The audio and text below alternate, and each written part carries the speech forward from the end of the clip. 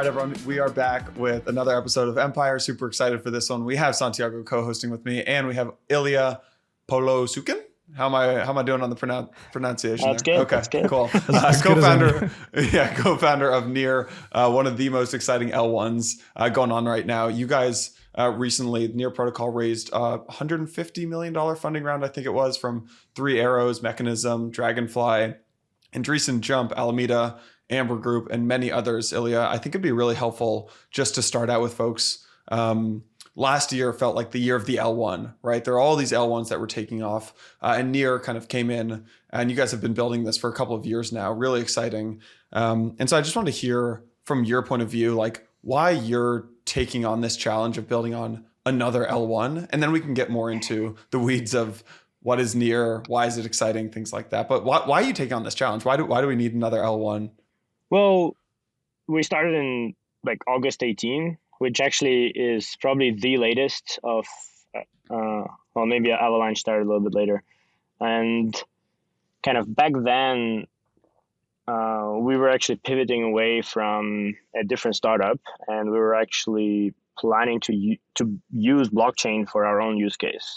So just really looking through all of the solutions that were, and also the ones that are in development, none of them matched kind of our expectation of what a scalable, simple to use, and secure blockchain should be. And in general, kind of the belief behind Near in many ways is that like you cannot build the perfect blockchain. That's just impossible. But you can iteratively approach perfection and kind of continuously improve. And so Near really stands for continuously improving, continuously iterating, both in name and in culture. Can you elaborate more on what you mean by that? And why is it different from perhaps other projects and the approach that they're taking? From my perspective, blockchain as a concept, right, and Web3 in general is a novel way to kind of innovate on protocols, right? I think the really good example is IP, like Internet Protocol, right, IP, which had the V4 and V6. So V4 is still used, right? We're probably running right now through V4. Even though V6 actually was finalized in like 95. So it's been like 27 years of trying to roll it out. And so the benefit is of blockchain is that we have this global consensus where we can roll out upgrades and kind of innovation really like way faster, right? We can actually build upgradable protocols and get the whole community, whole set of users, the stakeholders to align and upgrade. And so from this perspective, however the governance is structured, like soft governance, hard governance, on-chain voting, off-chain voting, whatever, like that doesn't really matter. What matters is a culture behind that is willing to continue, innovate, iterate, take ideas, try it, while still obviously, protecting the downside, maintaining security, managing the kind of the set of criteria that it's set out to do. And so the set of criteria we set out to do is to be simple, secure, and scalable, right? That's kind of, very, very simple set of criteria, but they really mean that we really optimizing for simplicity of usage and of development. We changed how our account model works because of that. So we are, our accounts are normal usernames. Each account has number of keys with different permissions, which allows to create different models of interaction. And similarly on the development side, choosing WebAssembly, which is kind of a, now like in every browser, we're probably right now actually using it to record this. Mm-hmm. And like has a lot of compilers that are running with it. And, like the best example of power of WebAssembly is that we took EVM code, right, from the Ethereum client and ran it as a smart contract on Near. And this is what Aurora is. Right. I mean, obviously a lot of more work went into it to make that work, but like the original experiment actually took only like 2 days to put together because like literally taking existing code, just running it. And we have like even more cool stuff coming on that in that regards, just like showcasing how powerful this platform can be.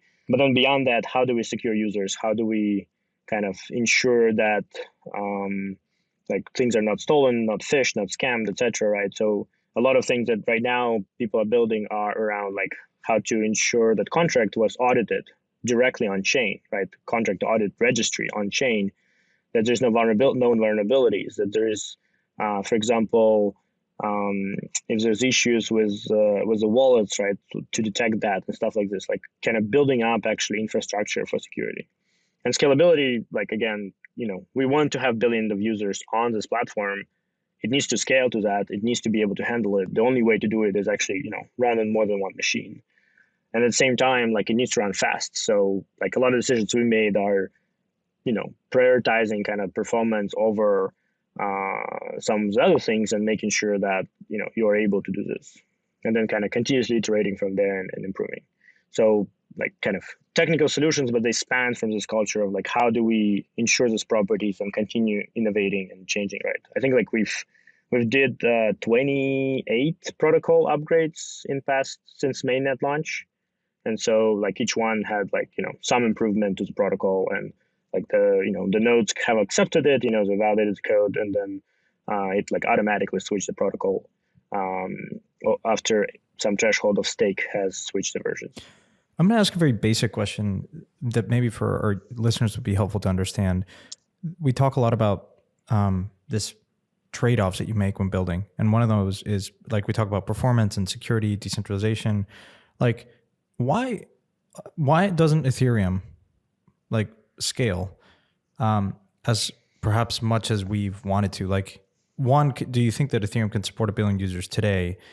And if not, why? And why are you different? Like you talk about trade-offs. So just very basic, but I think it would be helpful to contextualize this conversation there.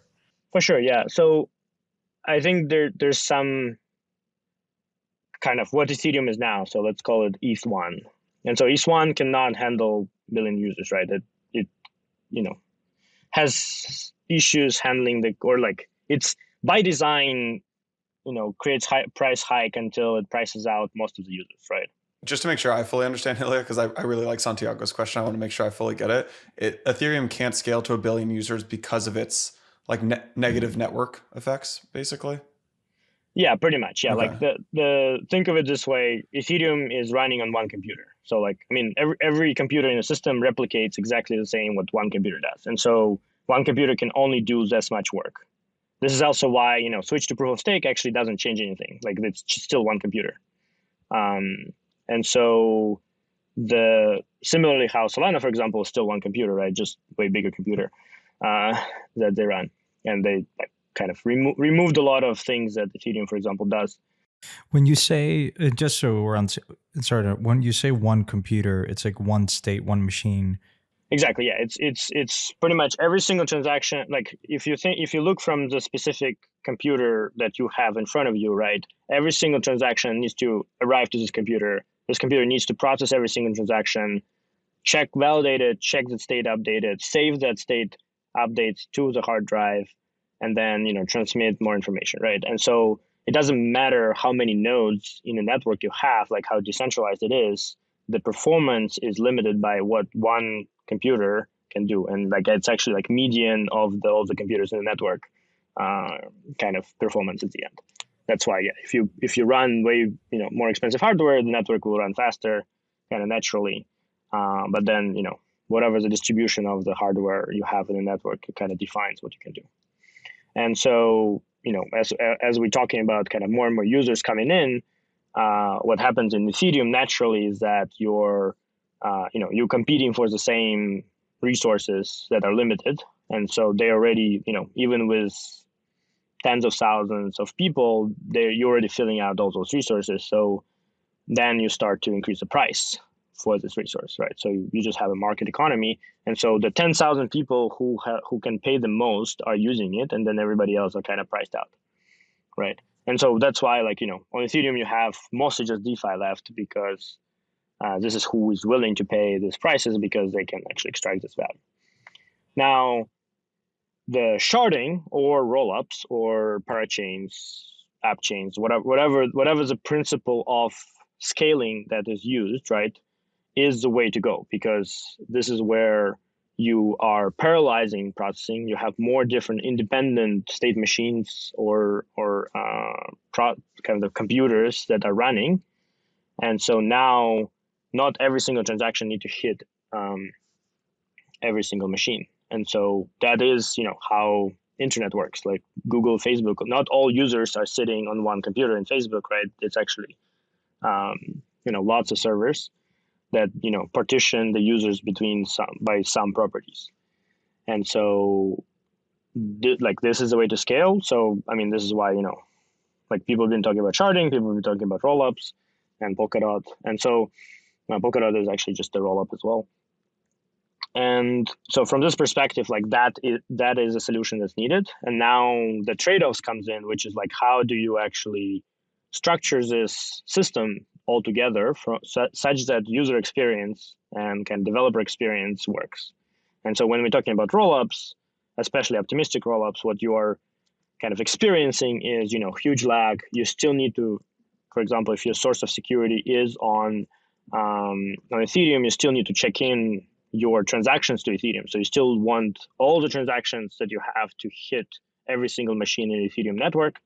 And so that is expensive, that is slow, that is also, requires a lot of additional logic. This is kind of similar to, in a way, what Polkadot is, but they're starting to do sampling. And so sharding is an approach where you kind of use both cryptography and economy to ensure that without everyone seeing every single transaction, you're still able to have the same security properties. And that's just hard. It's a hard problem. We were pretty arrogant in the beginning, thinking we can implement it easily. We've learned our lesson. I mean, if you haven't seen, we've interviewed a lot of protocols. We've kind of learned a lot from others. We've invented some methods ourselves and end up changing halfway in how we're doing it. But we can have the protocol that works for this stage, and we also continue working on evolution of that as well with new cryptography, with new methods coming in. It's felt to me like Ethereum's scalability roadmap has changed over time. Sharding, now rollups are the talk of town on L2s. At what point, and is it fair to say that what you guys largely inspired by perhaps an initial version of Ethereum's kind of scalability roadmap and just executing with this new mantra philosophy of fast iteration and maybe making some trade-offs along the way? Yeah, I mean, you can joke that ETH2 is near. That was a 2019 joke. Yeah, so I would say back in 2018, end of 2018, beginning of 2019, yeah, we were very much aligned in spirit with what ETH2 back then was communicated. And so that's why we were having a lot of conversations with the research team back then in the Ethereum side. And I would say they are trying to solve, I think Vitalik posted this roads not traveled, right? They're trying to solve for a lot of more complex set of requirements, right? Where, yeah, we've maybe been more pragmatic, saying okay, let's launch some set of functionality and then continuously upgrade and decentralize more, add more capacity, add more things like that, right? For example, Ethereum wanted to launch with 1,000 shards day one, right? That's really hard. Also not useful. Then okay, 64 shards, still, you don't need that in the beginning. And also, I think the requirement of transitioning ETH1 to ETH2 itself is forced transition is very complicated. And so yeah, from some perspective, we've been executing on what they were talking about, but at the same time, the specific design is pretty different because we actually tried to implement some of the things that originally we also were thinking about, and then realized that there's way better design that is around having still a single chain, but sharding blocks, right? And so that design on itself is way easier to reason for developers and users. You don't need to think about shards as a user, as a developer, which is still what ETH2 was talking about. Mm-hmm. But it allows to actually continue scale the block size and execution, right, and state. We've seen a lot of new projects be quite centralized. There's a team that is behind a lot of the roadmap and executing it. Fair to say that near Solana, perhaps even Polkadot and Avalanche, Cosmos to some extent, are much more centralized from a product development standpoint than Ethereum. Now, I don't know if you agree with that. To some extent, I would say similarly how Ethereum started being a single team, right? That then over time started to decentralize, right? Similar thing happening to Near. So already we have, I think 3-4, like for example, Aurora was one of the teams that were inside the Near Inc., which has spun out. It's a separate team, separate tokens, separate fundraise that are building on top. They also are contributing to the core protocol themselves because they have actual needs for their use case. We have another team that working on more like private blockchain use cases. We have another team that working more on storage use cases using again the same infrastructure. And so kind of the way I like to think about it is, you have a Linux project, right, which started, centralized with Linux. And then over time, more and more companies and people are started to contribute to it as it became more and more popular. And then you have lots of different companies which have a business, right, like Red Hat and Canonical and Intel and Google as well, which using this project for their own needs, and they're actually paying large engineering teams to contribute to it and build it. You still need some kind of coordination process around that, like that. There will always be some points of centralization when you're talking about products because somebody needs to make decision, but that's just part of the kind of open source process. You started Near in 2017, I believe. 2018. 2018. The state of Ethereum was much different. I think L2s were just very experimental, even though Vitalik's been talking about scalability since day one. If you were to start building Near today, would you take the same approach, meaning decide to build an entire new kind of L1, or would you be more focused on perhaps building an L2 on top of Ethereum? That's an interesting question. I mean, starting on one right now, it depends what the other world looks like, though. That's kind of where it's hard to say, because I think right now it doesn't really make sense to start L1 or L2 per se.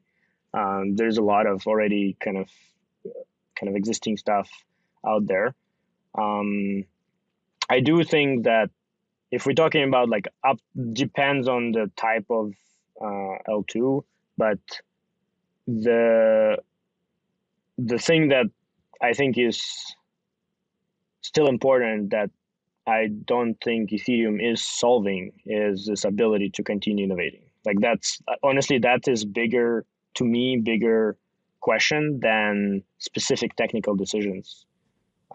Because being able to make decisions in general is important, right? And so I think from this perspective, it's more around maybe would have worked on the governance in Ethereum if I was the kind of entrenched into that community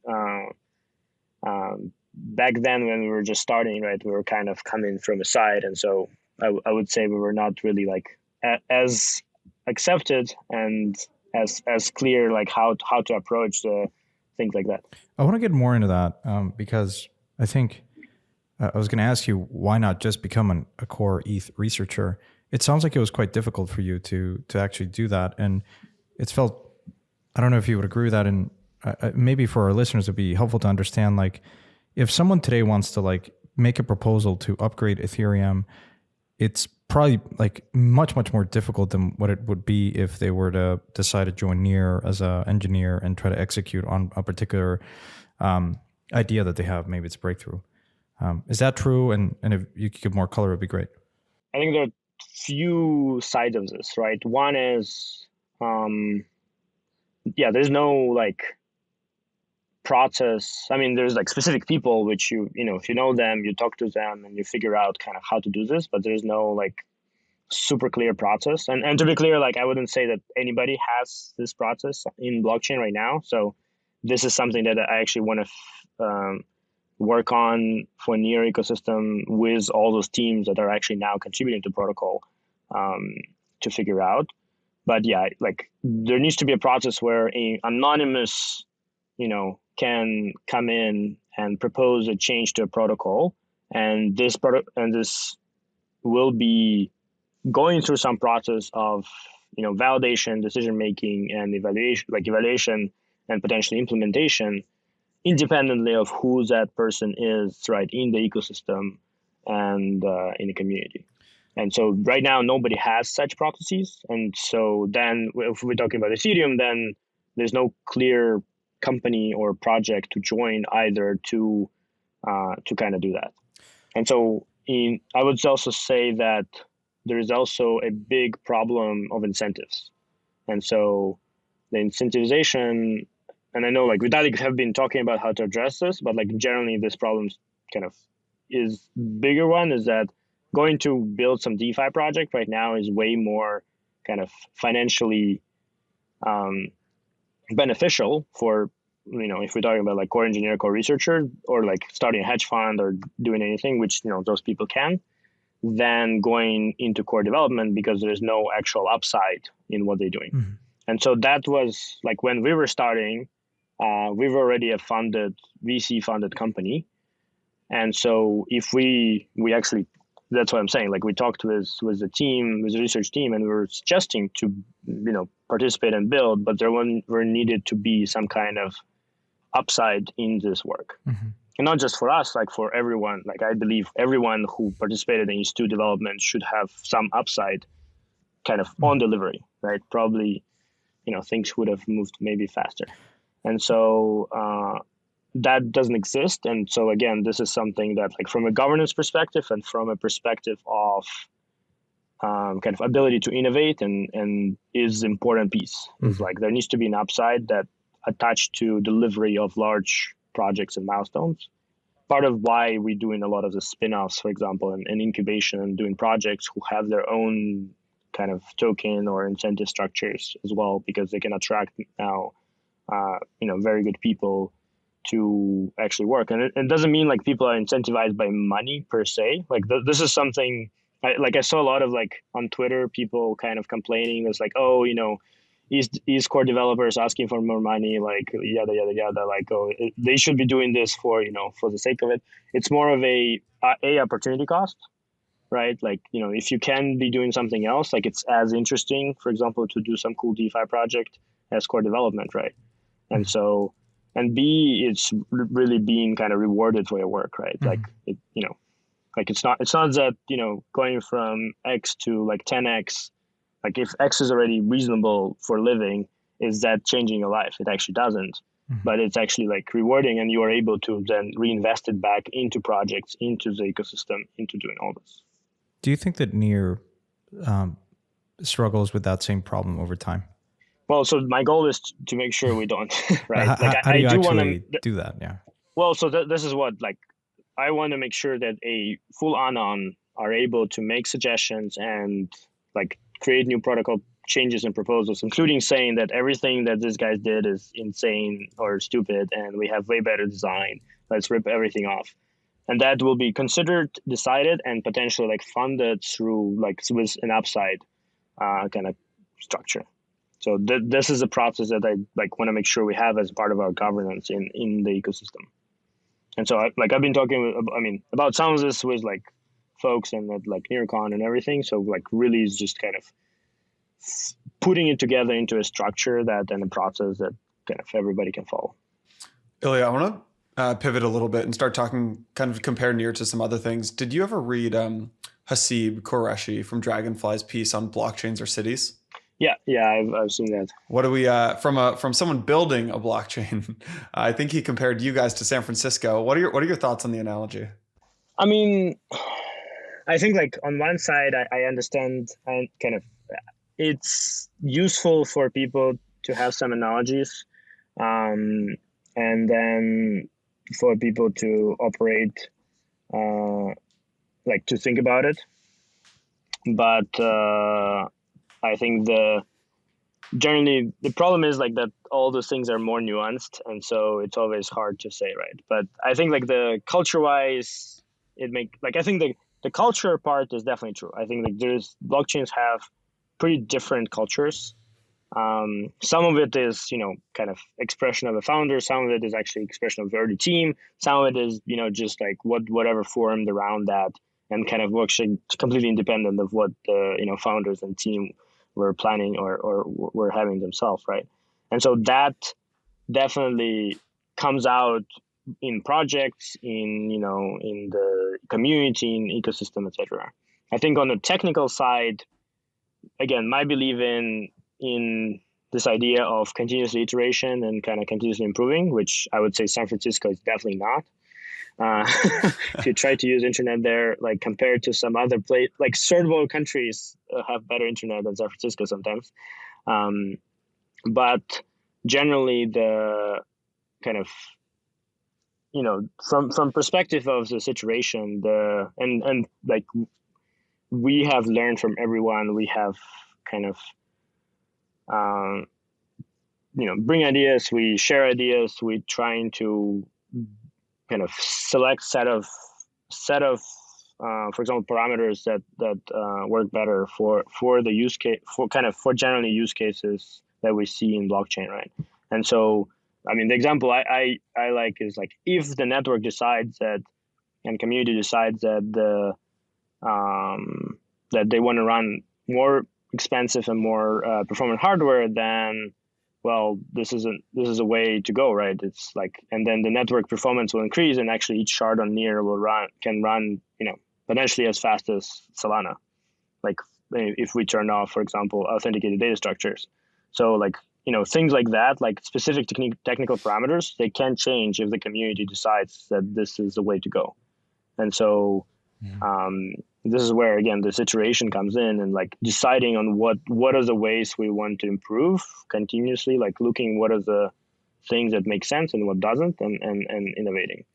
But I think the culture piece is definitely kind of this builder culture, this kind of approach to like figure out what are the new innovative ideas, investing long term. That is for sure there.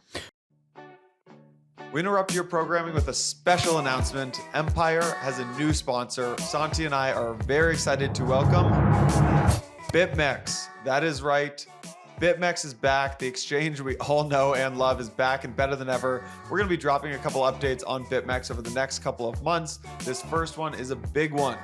Coming soon, Bitmex is rolling out their spot exchange, and they're giving away $500,000 in Bitcoin to new users. That's right. Listening to Empire has got the alpha. Santi and I got you. $500,000 in Bitcoin going to new users. For the OGs, I don't think I need to tell you why you need to use Bitmex. It's a love of the game kind of thing. You respect crypto, you use Bitmex. For those newer to the industry, Bitmex has a long and great history of innovation since their launch in 2014. They created perps and a whole lot more. Now they're back. They're better than ever. They're making waves. So what do you need to do? Go sign up for the Bitmex Spot Exchange for a chance to win some of the $500,000 in Bitcoin that Bitmex is giving away. bitmex.com. That's bitmex.com. Go make it happen. Now, let's get back to the show. You alluded to this earlier, but I'm curious if you could just spend a moment on discussing kind of how your sharding what's the latest of your sharding roadmap? How have things changed? Illia, I'm going to ask I'm going to ask a really stupid question, which is, you're talking to a big brain with Santiago. For me, I need you to dumb down sharding actually, and just almost tell me like what is sharding at a high level, and then we can get into Santiago's question. Good point. Yeah, so well, at a basis of it, sharding, it just means instead of running everything on one computer, right, you split your transactions, your contracts on different machines and running things in parallel, right? Again, like if we're talking about Facebook or Google, right? Google doesn't store all documents on one machine, right? There's lots of machines, lots of computers, and some subset of documents like, Wikipedia, for the sake of example, sits on one computer, and, your Yahoo News on another computer, and your New York Times on another computer. And so when you're asking the question, it, knows where to go, finds it, retrieves it, and shows you. Now that sounds to me like that instance, I think, works in Web 2 because there is centralization, right? There is probably I think of like these things as like airport control towers. There's one kind of tower that like routes planes and like knows where everything is. But does that present challenges in a decentralized world? Maybe that's totally wrong. I'm an idiot technically, but. Well, so actually, I mean, the way Google works, it's not, right? Because you have, I don't know, what is it by now, probably 100 plus data centers. They have replication. Each actually piece of data is located at least, I mean, for like hot data. It's located probably on like hundreds of machines. So actually, like Google is reasonably decentralized and is able to hold off, like even when some data centers going offline, which they do actually all the time. And so, like Google's example of decentralized, it's not a permissionless system, right? You cannot like spin up a new data center yourself and kind of start serving Google results, but it is a decentralized system. I mean, it's distributed, and they have consensus, BFT consensus inside as well for deciding on things. And so each like what you call central control tower is actually, there's a lot of them, and they all have kind of, think of it as a table which says where to look, and then there's a replication of the data itself, right? So each Wikipedia data actually lives on multiple places, and each controller knows which one is the closest one they should go to. So going to blockchain, if we have, let's say, two accounts, one is my account, one is a Uniswap account.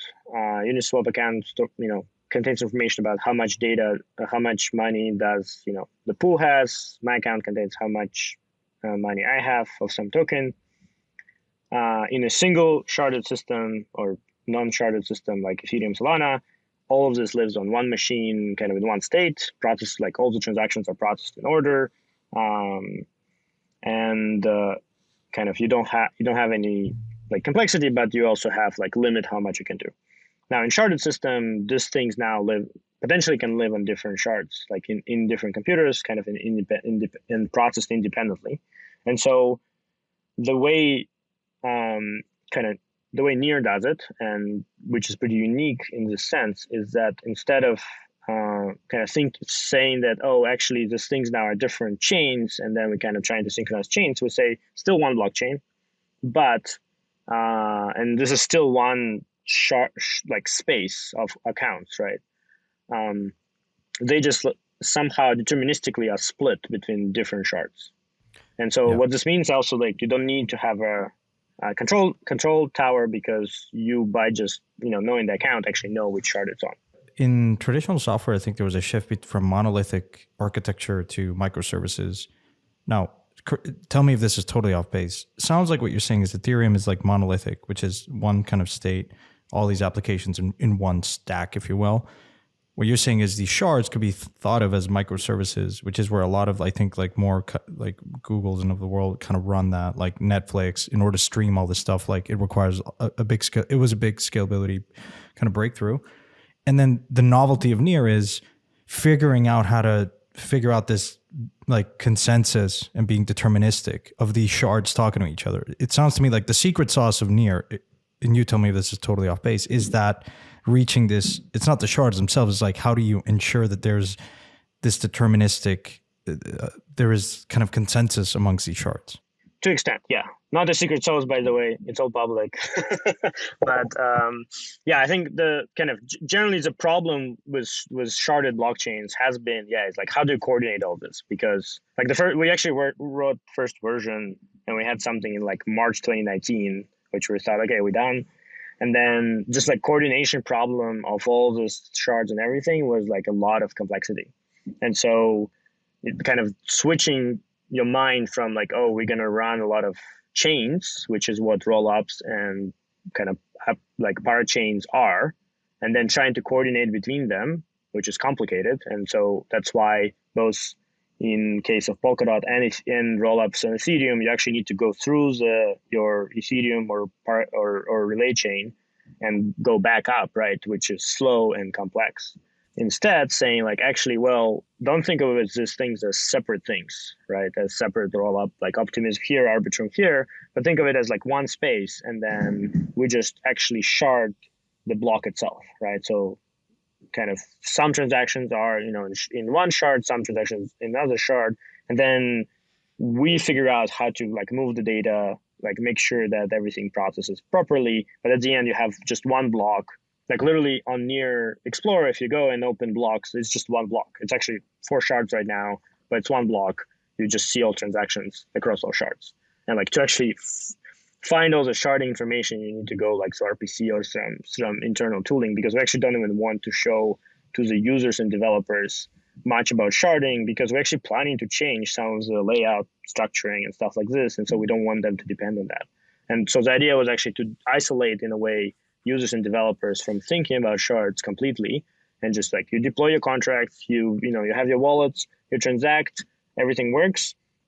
And underneath, we kind of do, like, the blockchain itself does all the transfers, relaying messages, ensuring data availability, ensuring consensus, and it's consensus every block.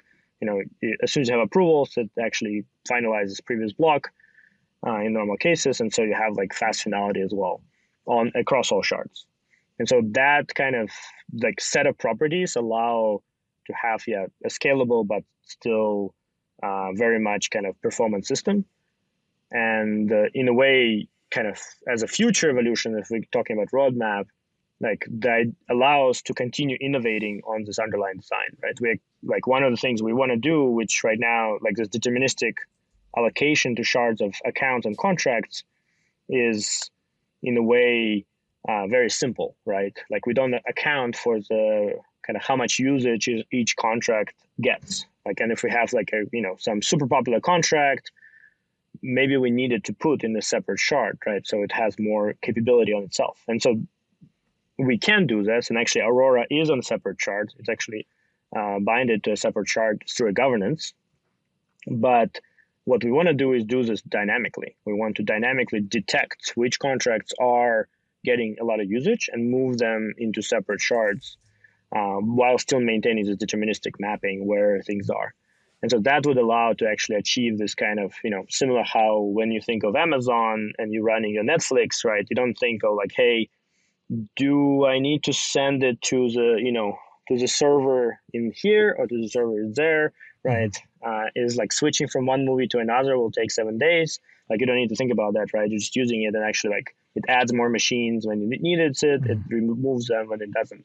So similar idea is like continue expanding number of shards when it needs it, contract when it doesn't. I want to ask you, I've seen you publicly kind of take a position that you're somewhat skeptical about Ethereum L2s in most cases. I don't know if that's true or not, but I'm curious how you're describing this kind of modular kind of blockchain idea. Like, can you explain to us like how Near's dynamic sharding kind of is different, better than kind of some of these L2s, like roll-up focused roadmaps with kind of data sharding? I don't know. Yeah, so I mean, think of it this way. Like if we're talking about rollups, right, you kind of need to know which rollup you're going to. You need to send money there, send money back.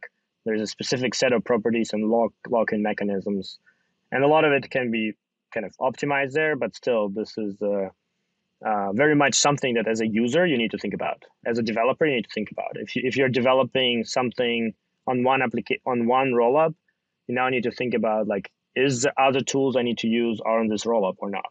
Is the other applications? If they are not, then I need to start building cross rollup communication protocol, right? Which is then you now infrastructure provider, not a developer of application. And so what kind of Near does is handling all, like Near protocol, handling all that communication, all that kind of rollup, including spinning up more rollups. Think of it this way when you need it. And it does, I call them realistic rollups. Like optimistic rollups, meaning, you do stuff and then you kind of wait until it catches up, right? Realistic rollups is when, it's done as soon as it's kind of, you have the finality of the consensus. And so, yeah, like dynamic sharding also just means that you get more rollups and things get reallocated between the quote unquote rollups when you need it. And as a user, you don't need to think about it. You don't need to think about like, hey, do I have money on this rollup or do I need to send it to that rollup? Is the USDT deployed there or there? Like all of this kind of complexity of logic that actually both developers and users need to think about. Here you don't. And so like this complexity is true about Cosmos. It's complexity true about Polkadot. Like this complexity did not exist in Ethereum 1, right? You don't need to kind of consider. This is why we've seen so much innovation in DeFi in Ethereum 1, because people just like, hey, boom, done. It's like you can launch things really quickly. You can hook into existing apps and existing users can just use it. Like they don't need to move things around. And so like I think this composability is very important, and it kind of breaks down in many ways through the rollups. Illia, you've obviously taken a lot of inspiration from other folks, maybe in the early days of of the ETH2 roadmap. You mentioned when you sat down with Justin Drake and Vitalik. When you look at other L1s like maybe Solana and Avalanche, what do you think they're doing really well, where you think to yourself, oh, that's a really good idea, I'll take some inspiration from that? And what do you look at them and say, oh my God, that's going to be a nightmare that people just do not realize what's happening behind the scenes? Good, interesting question. I think, with Avalanche, we actually have implemented their consensus early on, and we've published some research on that and decided not to do that in result. I would say with Avalanche, it was a really smart to use EVM, which is, we end up kind of doing in the way on top as well. Kind of just allowing to really easily onboard existing developers, existing apps. I think the way Solana kind of stood by their decision to do Rust and just push through that and even though they had not great developer tooling initially, but kind of invest in that has been a very good kind of example as well. I would say sharing the same belief, but at the same time, kind of for us, optimizing for developers has been more valuable. And so that's why we started Aurora, because even though I do believe Rust and kind of developing more natively is better, but that doesn't really mean if developers are asking, if the market is asking, it should be existing too, right? So that's what developer friendly actually means. Mm-hmm. So I think the main thing for me in Solana is the trade-off they made, which is not authenticating data structure, meaning there's no Merkle trees, there's no proof of the storage, it's only done with snapshots, and so pretty much if you want provable kind of reads, you actually need to send transactions into Solana. I think that's kind of a problematic approach for many ways. And we kind of, had a bunch of arguments about that with Anatoly back in the day. But the kind of generally the from perspective of just philosophy, right? Solana saying hey, we're gonna have gonna have powerful computers and powerful internet such that one computer will be enough for everyone. And so that's just philosophically, I don't agree with. That's like a Moore's law. Exactly, a bet on Moore's law, which is not necessarily up to the Solana Foundation or team to execute. It's just saying technology is going to meet us there. Yeah. Well, but we know that when there is a actual usage growth, right?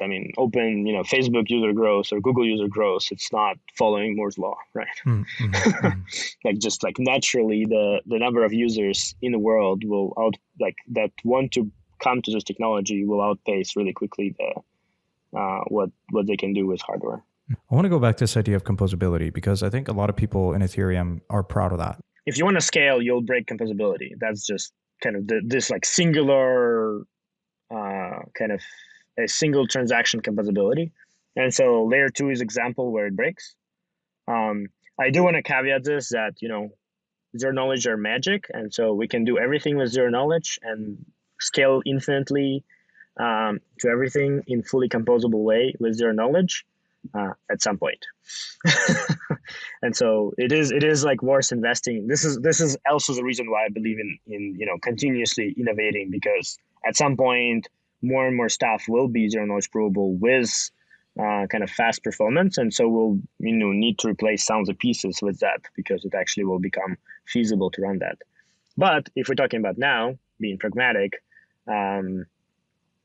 making it possible to just not think about this kind of different environments, different, as you said, you have now different cities that now you need to build bridges between because, well, it's actually really expensive to go back to, to Ethereum and then up, and it's also slow. And so you're creating a lot more complexity in your ecosystem, right? For example, if somebody's hey, send me some USDT, and then, giving address and saying like, well, I accept it on Ethereum, I accept it on Arbitrum, and on maybe something else. Like, it's like, just, okay, well, this is already more complex than like if we're talking about normal people, like not, people who have account on every single network. This is not normal. And so what Near is trying to optimize for is like hiding this complexity behind the curtain, where the protocol and core engineers and kind of other protocols like Aurora and others are working, and trying to solve those problems kind of for everyone, and then allow to users and developers just send some funds to this username, and it's done, right? And it gets routed between different shards in our case, but you can think of it as like rollups. Like, you don't need to know which rollup is that account on, for example. And then, because like we do it very performantly, we do it like at every block level, we are able to do, it's pretty much invisible from the experience perspective to the user. And so it is end up being composable. Obviously, there's some, caveats to that because of asynchronicity, but generally it allows to compose applications very straightforwardly. Illia, I heard you say a couple months ago, Web3 is about low switching costs, and that decentralization is just a tool to achieve that. It sounds great in theory, but as a builder, right, the downside of low switching costs is that it makes it really, really hard for apps and protocols to attract like long-term capital and long-term users. Is this just a function of a new market, or does crypto's low switching costs and like financial incentives just introduce this new paradigm where this is just the new normal and we have to get used to it? I think it's a new normal. I think that's kind of, if we don't want to end up in like a Black Mirror, everybody's programmed by Facebook world, we kind of need to adopt this low switching cost paradigm, which means like you cannot build something and then enjoy, perpetually the benefits of building a moat around it, which is, like, to be clear, how most of the world's stuff works, right? Like, somebody build a thing, and then now this is entrenched, right, in so many ways that nobody else can actually beat it and can compete at it, even if they do a really terrible job, right? I'm talking about some, telco providers and some other stuff. And so, like, this low switching cost, this ability to kind of innovate means that, it always keeps you on your toes, right? Like, I mean, look at the Uniswap and Sushi for a period of time, right? It's like, they need to innovate or they will be disrupted by somebody else. And they'll kind of pull out all the capital as well. But if they innovate themselves, because they do have the brand, they do have the the community, like the community becomes in many ways your moat in some way, but like community will move if you don't do anything. So it's important, like you kind of move your moat from, your data, all your data lives on Facebook servers, so you cannot leave, to, the people can leave, but you are attracting them by delivering best products and offers to them. So I think, it's a new reality that we're actually actively trying to build. On this point, what's your state of the world in like 5-10 years? Multi-chain, just one chain to rule them all? I don't think there will be just one chain to rule them all. There definitely will be few. I don't think it will be a lot, but there will be few. They do have like really large network effects for sure. But at the same time, this is why I believe in innovation and kind of continuous iteration, is because if any one of them kind of stops iterating and innovating, we'll see things like, and is not able like to self-disrupt itself, we'll see similar things happening where somebody new will come in and, like absorb or in some way port a lot of things. And so, I mean, we'll see. Right now, it's not clear that this will happen, but I think like few chains which are continuously like not competing with each other, but continuously innovating and kind of offering different things to its developers and users. I think that is probably a big part of the future. And then a lot of app chains, a lot of kind of custom made kind of side chains which are designed for specific use cases, kind of linked into this. Yeah, Vitalik has been very critical recently about bridges. We've seen Wormhole Hack, we've seen Ronin, we've seen. I'm curious to get your thoughts on, when you you talk about Aurora as an EVM compatible chain, which is bridging a lot of existing activity from Ethereum or EVM chain into Near ecosystem. How do you think about bridges? What is your take on that? And do you agree with Vitalik or not? I mean, I like it's kind of two-sided things, right? On one side, yes, I mean bridges are have naturally the issue with security that like it's kind of one of few places where kind of it's the same as like attacking exchanges, right? Bridges and exchanges are kind of similar surface form of attack, is because it's outside of your like blockchain direct control, and so if something happens, like it's kind of already out, right? And so it's definitely like if you're trying to steal money from somewhere, like exchanges and bridges are two places to attack. I think the for example asset problem where you have like the same asset bridged from different places, I think that's actually a solvable problem, and we can address that. And there's like I know at least like few protocols trying to address that in a very meaningful way. I think the interesting thing is, for example, the way Rainbow Bridge works is by checking in light client of both chains to each other. And so, like, I mean, I believe this is the most secure way to do it. I mean, the next security level is actually checking in the full state and validating it with zero knowledge proof, for example. And so right now, actually, Near is like a light client L2 of Ethereum, and Ethereum is a light client L2 of Near. Through that bridge, for example, right? So we'll see some of this more kind of in-depth verification that is happening, which on itself will be starting to protect more, right? Like there's no, like in that security model, there's no multi-sig to attack, which what happened with Ronin, for example. And this is actually the point that to make about bridges is the same point about L2s, because L2s been attacked as well. Optimism had the same actually issue, very similar issue to the to what the wormhole had as well. So like we are doing this connectivity, right, and every single connectivity point is kind of attackable. But then the question obviously is around like underlying security, and so the more secure bridges we build, the better this connectivity will be, and we can build kind of continuously more secure bridges and kind of continuously more verification. And from this perspective, zero knowledge is actually a piece of the technology that will allow us to do a lot of this stuff. Yeah. We always like to spend the kind of last segment of the episode talking about you as a person and your biggest learnings. And before we get there, I want to just cover one thing that you kind of half jokingly said earlier, which is when I said secret sauce, you said it's there for anyone to look at and then replicate. We're talking about low switching costs. What is your view in terms of, there's a few people that say, well, it sounds to us like it's super early in this space, by number of developers, users, activity, and a large part of that maybe is a scalability problem. Like, do you worry about competition and someone else coming, another Google engineer saying, okay, Illia's done some really interesting stuff, but I can just take that and improve it, tinker it, layer on, raise all this money, better incentives, and execute. Do you worry about that? And how do you, like, as a founder, like, deal with this hyper-competitive open source world? So I think there are a few sides of this. One is, I mean, I would love to meet that person. So this is where I was talking about, like I do want to make sure that Near ecosystem has a self-disruption mechanism where somebody like that comes in and says, well, this is cool, but I'll fix all this stuff this way. And so I want to offer them a method to do that, as well as an upside to do that, right?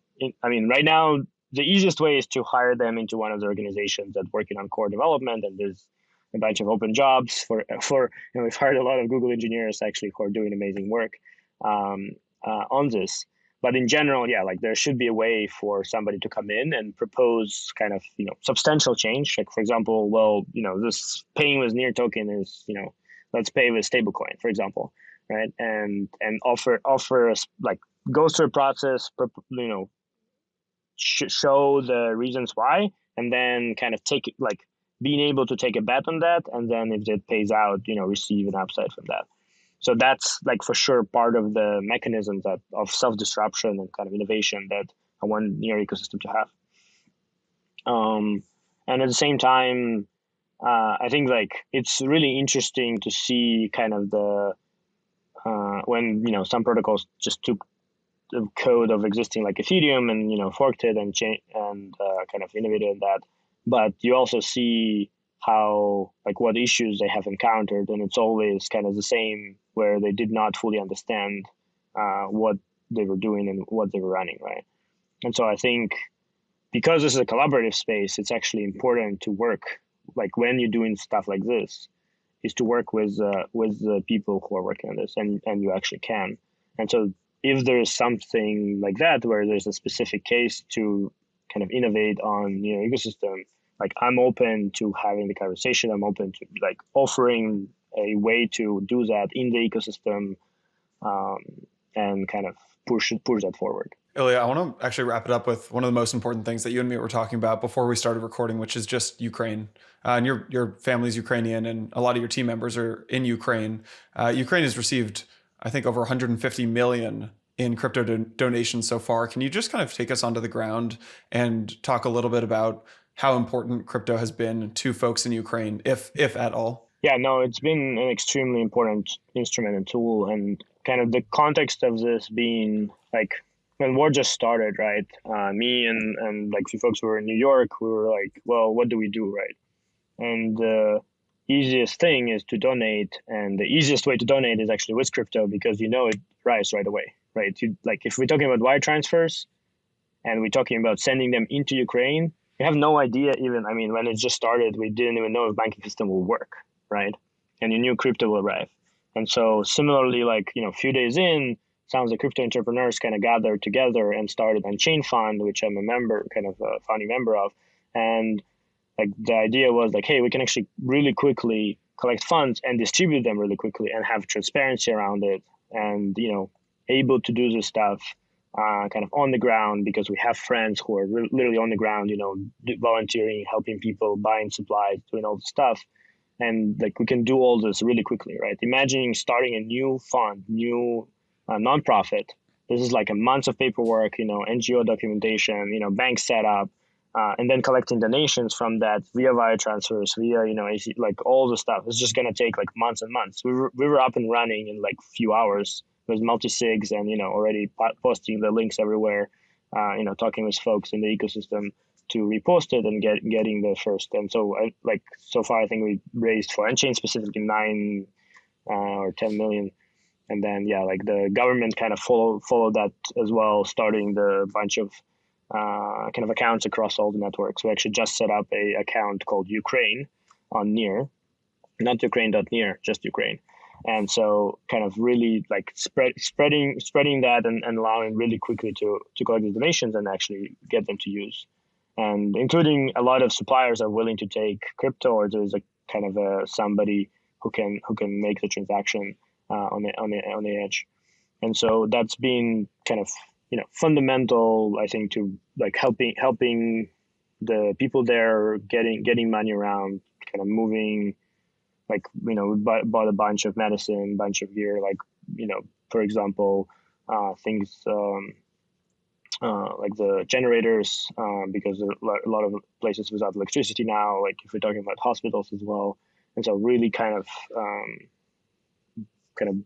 doing this really quickly and also very accountably. Like we have actual reports every day at the end of the day on all the expenditures, on all the income, right? Which usually NGO have a yearly report. Because like we're thinking, hey, we will donate part of money to NGOs, and they're like, can you provide us with a report? And they're like, yeah, we'll provide you with a report at the end of the year. And we're like, like when we're talking about this like very dynamic situation, it's not like we need crypto time, not the TradFi time.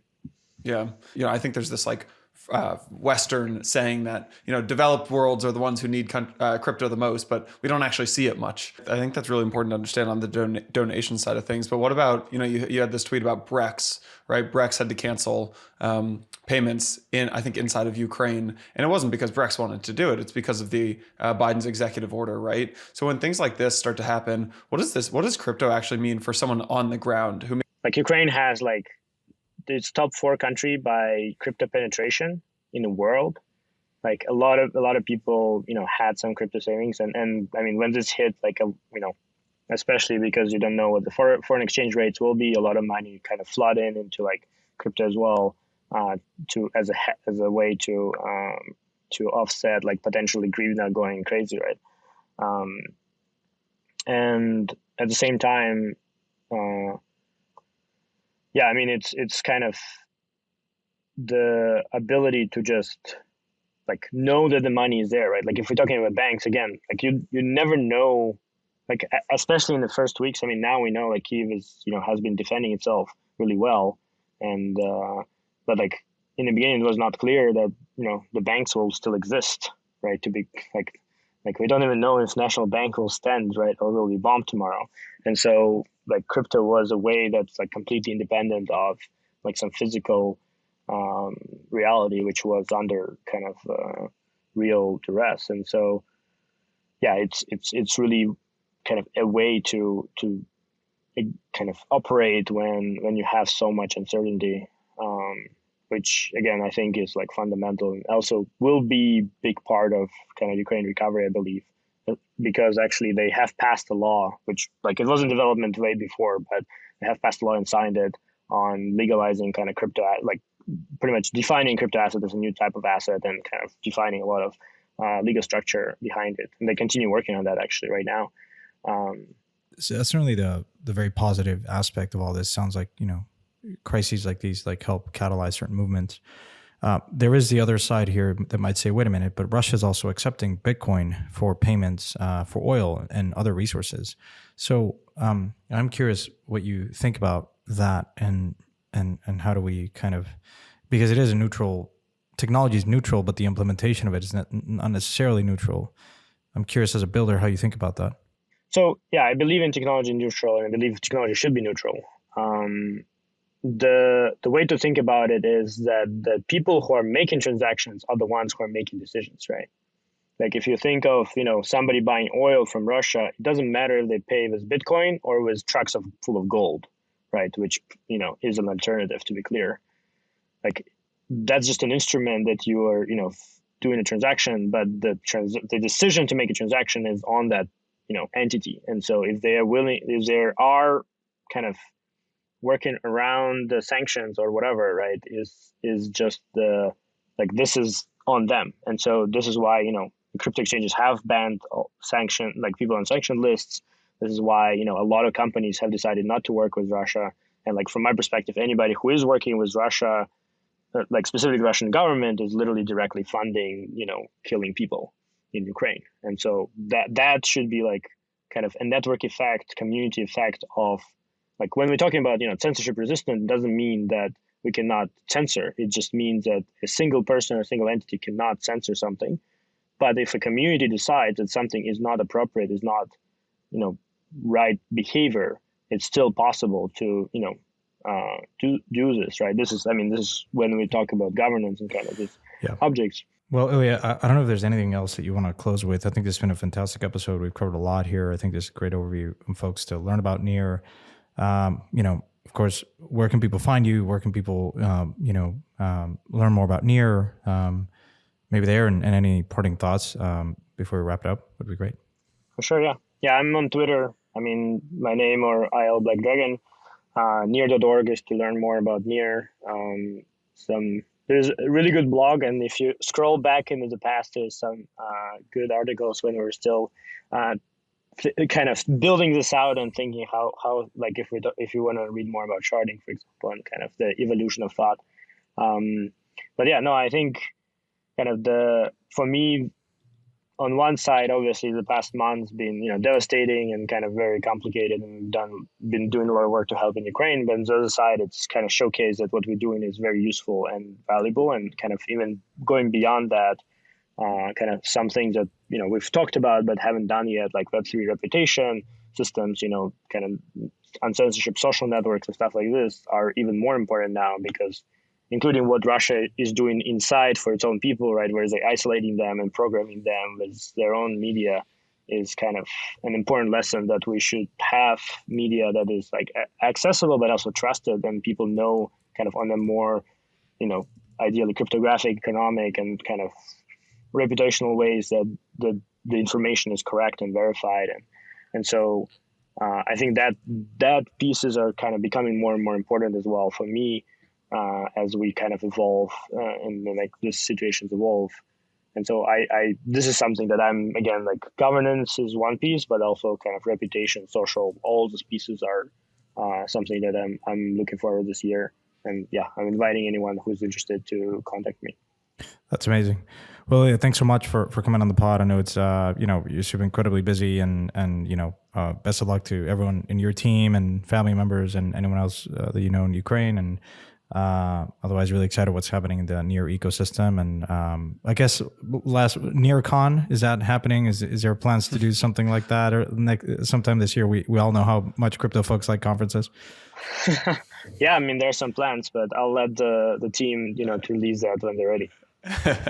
That's the alpha leak. So it is coming. It's a leak of a leak. Partial leak. Yeah. There's an announcement coming. Yeah. Announcement about the announcement.